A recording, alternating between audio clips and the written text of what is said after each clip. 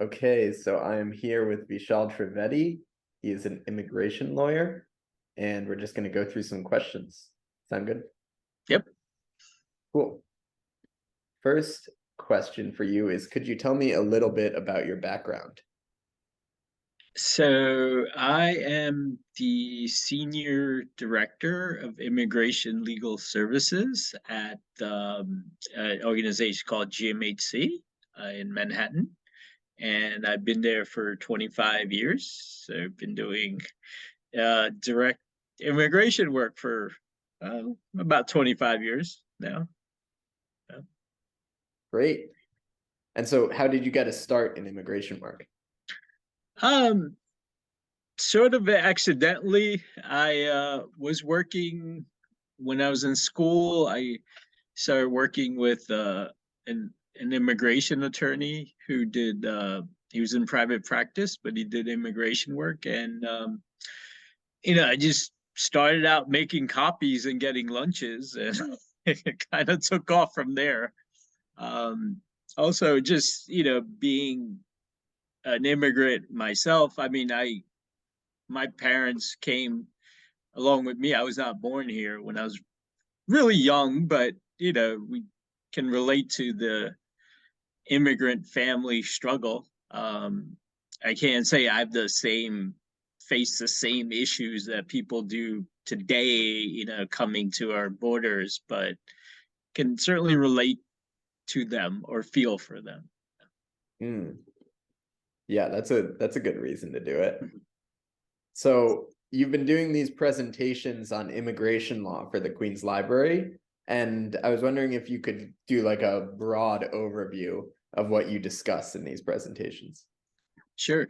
It's a very, very basic um, intro to the immigration law. The immigration law is it's very complicated. It's very broad. This just covers a very little tip of it, which I think most people are affected by. So it covers topics around, family-based immigration, immigration based on employment, asylum, and how to, the very basics of getting U.S. citizenship. Hmm. Great. And so what do you feel are the biggest challenges you face in your work? So the challenge is the U.S. immigration law in itself. It's just a very broken, very old, very messed up system as it is. So it's a massive challenge, and a lot of it makes zero sense for our modern day world. These laws were written, back 1800s or whatever. It was still like sort of following them. I feel like a lot of what lawmakers do is put little band-aids around things, but doesn't really address the bigger picture, or isn't really reflective of the times we live in. There are tremendous backlogs. There's tremendous demand for services, for help, and there isn't enough resources to available. I see. And so, sort of building off that, what is one thing you would change about immigration law if you were in charge?